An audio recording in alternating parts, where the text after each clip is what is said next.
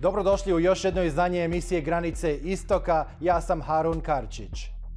U ovom izdanju emisije analiziramo vanjske politike Donalda Trumpa u njegovom drugom mandatu sa posebnim fokusom na dvije ključne i strateški važne regije, Bliski istok i Arktik. Bliski istok, kao dugogodišnji epicentar američkih interesa, suočava se sa dinamičnim promjenama. Od odnosa sa Iranom preko budućnosti Abrahamovih sporazuma do redefiniranja uloga ključnih saveznika poput Izraela i Saudijske Arabije. Sa druge strane, Arktik, nekada marginaliziran u međunarodnim raspravama, danas postaje poprište strateškog nadmetanja velikih sila zbog otvaranja novih morskih ruta, bogatim resursima i rastuće vojne prisutnosti. Šta možemo očekivati od Trumpove vanjske politike prema ovim regijama? Na koji način će administracija balansirati između starih izazova na Bliskom istoku i novih na Arktiku? O ovim pitanjima razgovaramo sa našim sagovornicima. Počinjemo sa Bliskim istokom. Donald Trump je tokom svog prvog mandata postavio temelje specifičnog pristupa regiji, uključujući povlačenje iz iranskog nuklearnog sporazuma i potpisivanje Abrahamovih sporazuma. Sa povratkom u Bijelu kuću postavlja se ključno pitanje: hoće li njegova politika prema Iranu i saveznicima u regiji ostati dosljedna ili možemo očekivati radikalne promjene?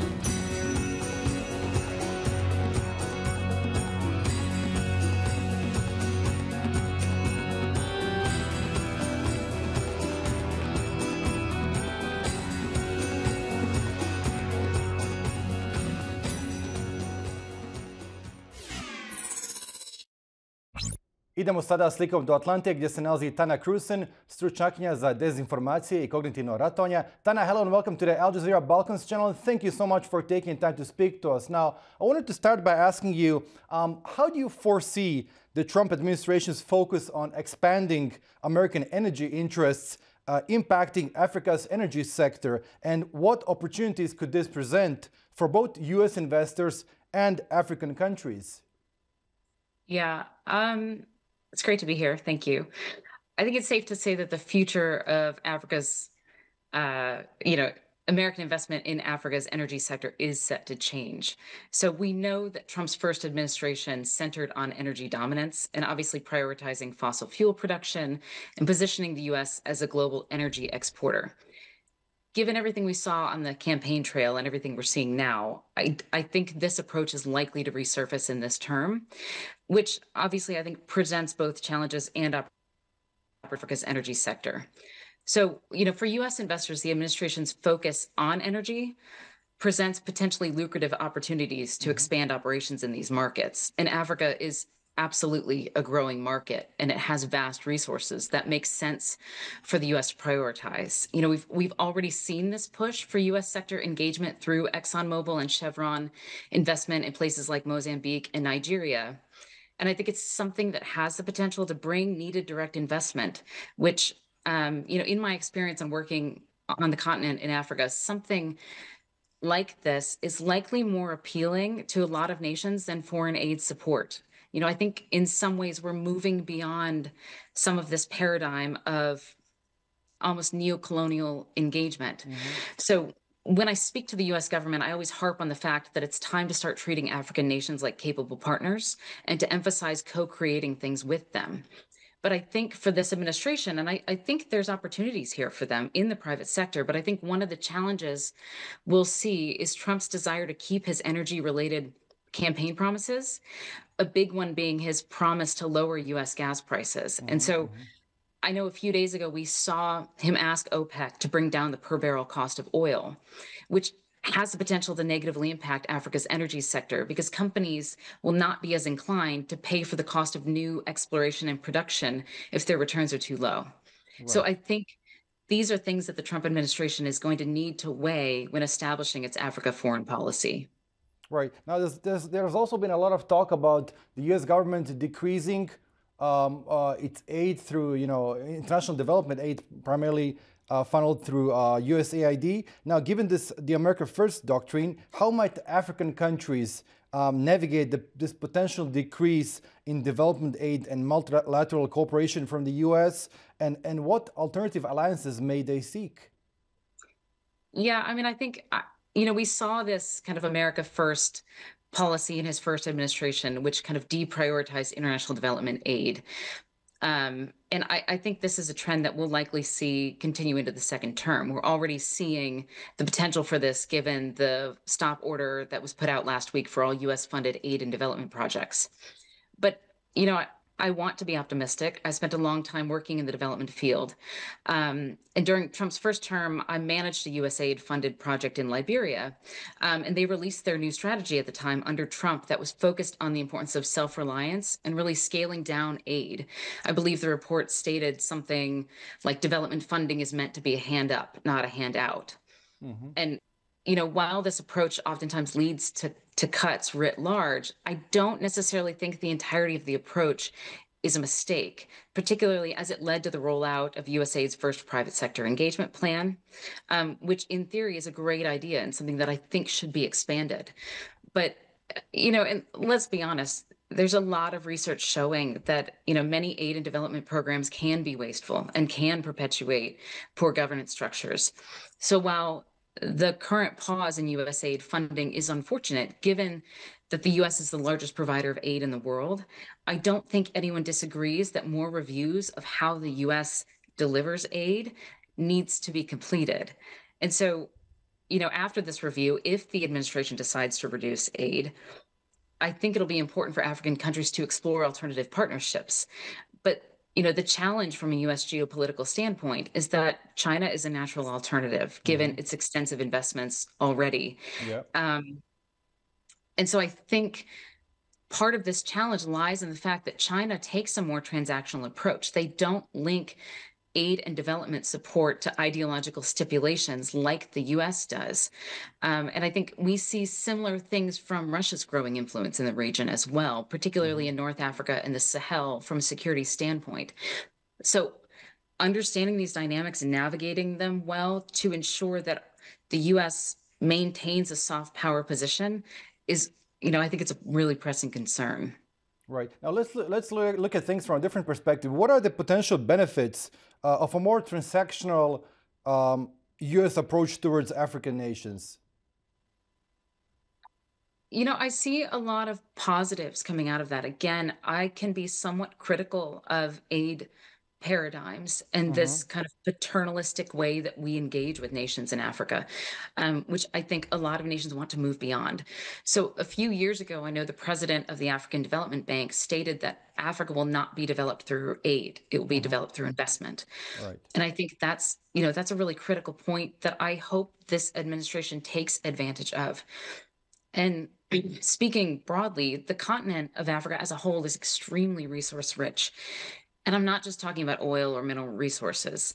I'm talking about the continent's wealth of innovation and creativity, particularly in younger populations, which is the majority age group on the continent. So I think sometimes we overlook the raw potential that exists on the continent that the US may need to do a better job of appreciating and tapping into through these transactional approaches. So, we know this is characteristic of Trump. And I think if we're looking to compete with China on the continent, taking a more transactional approach is one of the solutions. Because what a lot of African nations are looking for is a reliable partner. And they're looking for a reliable partner that's not going to come in and criticize, human rights records, Right. Their traditions, their cultures. No one likes the feeling of that. And I think from a US perspective, our approach has been quite hypocritical, and we need to adjust that going forward. So some of this taking a more transactional approach negates that a bit. So, Right. And when it comes to North Africa and the wider Middle East, remember that back during Trump's first mandate, he did try and expand and get more countries abroad to sign the Abraham Accords. What do you expect from him in this current term? yeah, I think it's safe to say that the Abraham Accords were Trump's, greatest foreign policy triumph, particularly as normalizing relations between Morocco, Sudan, the UAE had bilateral support. I mean, the Biden administration sought to actually expand the accords. So I don't think it's a stretch to assume that Trump will also want to expand them further into North Africa, since it's such a critical region for U.S. policy. But I think at this point, the world has changed since they were first initiated. And I think that he's going to struggle and face some resistance without a solution for the war in Gaza that includes recognizing Palestine as a state. Algeria, for example, has already stated its unwillingness to normalize relations with Israel. And I think we're going to see more of this.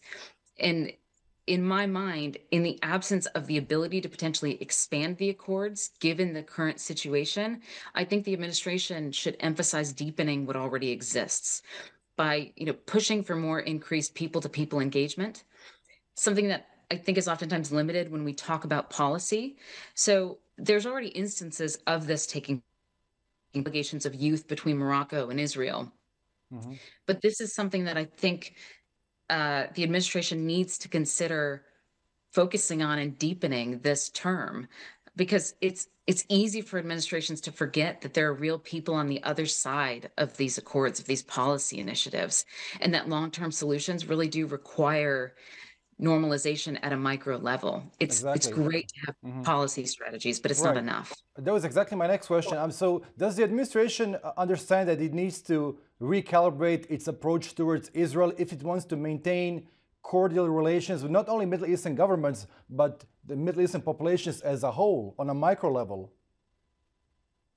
You know, It's hard to say, because I think to say that the administration doesn't understand it, I think is a misstep, because I'm sure that there are people in the administration that do understand it. But I think the challenge that Trump's going to face is there's, again, this push pull between the promises he has made on the Right, right. campaign trail and really what's going to work in the real world. And I think, again, the world is pushing for Palestine to be seen as a state. And I think it's going to be very challenging for the administration to navigate it, given the current context. Right. Tanya, Christine, it was such a pleasure speaking to you. Thank you so much once again for your time. Thank you very much. Dok je Bliski istok decenijama u centru pažnje, Arktik sve više dobija na značaju kao nova geopolitička arena. Topljenje leda i otvaranje novih pomorskih ruta ne samo da omogućavaju ekonomski razvoj, već stvaraju i sigurnosne izazove.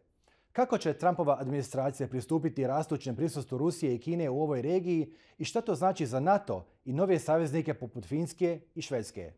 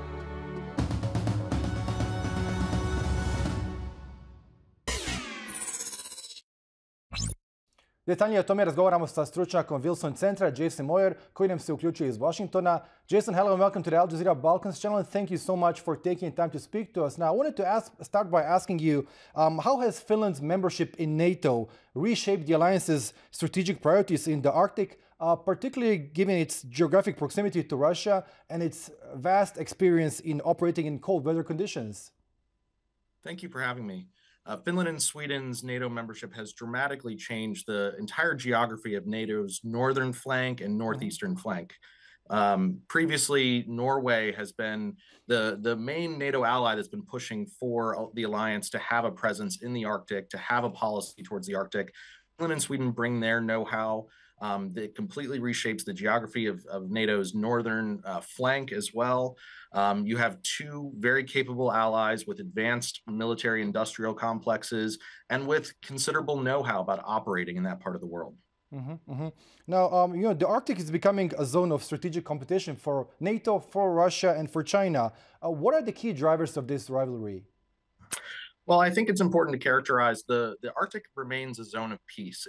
It's long been held as a exceptional zone that doesn't involve any kind of security angle to it. Yes, Russia views the Arctic as a theater in which it needs to operate, but I want to be careful that there's no arms race happening in the Arctic. There's no dramatic buildup.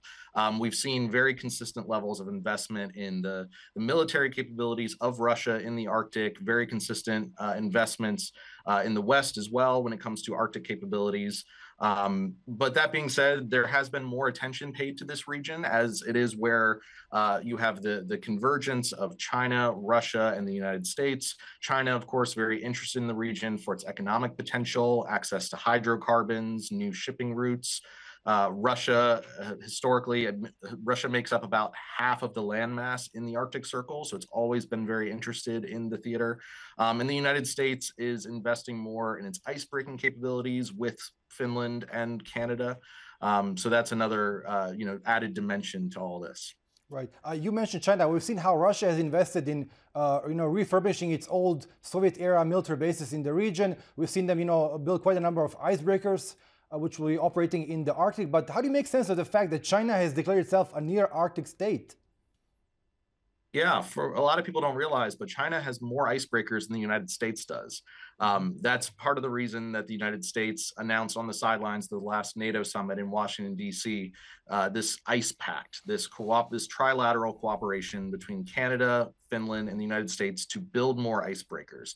The United States very much recognizes that it needs to have better icebreaking capabilities, and Finland has a lot of know-how when it comes to icebreakers. They design about 80% of the world's icebreakers and build 60% of them. These are very advanced ships. They're very difficult to build. They require a lot of specialized experience. And the Finns have honed this experience in part due to all their ports freezing up every winter. So in order to keep goods flowing, they had to become the world's experts in icebreakers. Right. Going back to military activities, we have definitely seen an uptick in military exercises in the Arctic, but what about the Baltics? Yeah. So when it comes to the military activities in the Arctic, there was this major Lightning Strike 24. This was one of NATO's largest military exercises. This took place in Finnish Lapland, up north, last winter, last December, I believe. And really, if you look, this is really the alliance is investing considerably in making sure its people know how to operate in the region. And the Baltics are no different. The Baltics remain frontline states. They are some of the most committed when it comes to defense spending. They are all well above 3%. And they really have long-term plans to make sure that they are equipping themselves to deal with any potential scenario. They're terrific NATO allies and wonderful partners for the United States and NATO. Right. We've seen how climate change has made the Arctic much more accessible for both economic and military reasons. But speaking of the economy and commerce, how has this climate change affected, maritime traffic and commercial trade? Yeah, what we were actually seeing in terms of numbers is the maritime traffic has not dramatically shifted. The routes available through the Arctic are only available during the summer months. and there's still a high degree of risk for any ship to transit through the Arctic. It's just not quite at a point where it's commercially viable, but it's something where in the next decade, certainly by the end of the century, there will be all kinds of new shipping routes. And if you look, Russia is investing heavily in its infrastructure in order to take advantage of that. There are kind of several well-documented routes, one of which would run along Russia's coastline. The Russian government sees this as a major source of income. This is an area of cooperation between Russia and China, as China is also very interested, as this shaves about a third off of the total travel time for most vessels trying to get goods from Asia to Europe and the West. Right. And finally, do you see all this talk about, the potential annexation of Greenland, known for its deposits of rare earth minerals, as being part and parcel of the Arctic race?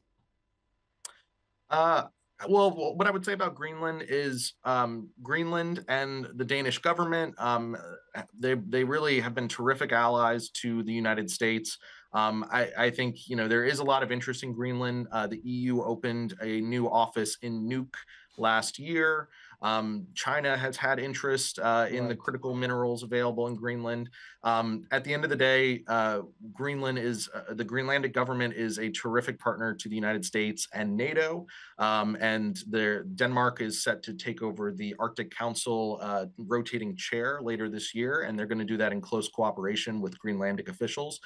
So really, Greenland remains a stellar ally, and there's no need to talk about changing the status quo. Right. Jason, it was such a pleasure speaking to you. Thank you so much once again for your time. Thank you so much. It was a pleasure. Dok Bliski istok ostaje regija duboko ukorijenjenih sukoba i američkog vojnog intervencionizma, Arktik postaje simbol novog doba, arene u kojoj se ekonomski interesi isprepliču sa vojnim strategijama i klimatskim promjenama. Budućnost američke vanjske politike prema ovim regijama ima potencijal ne samo da oblikuje regionalne odnose, već i da odredi globalne sigurnosne prioritete. Poštovani gledalci, bilo je to sve u ovom izdanju emisije Granice istoka. Ako ste propustili bilo koji dio, emisiju možete pogledati na našem web portalu balkans.aljazeera.net. Hvala na pažnji.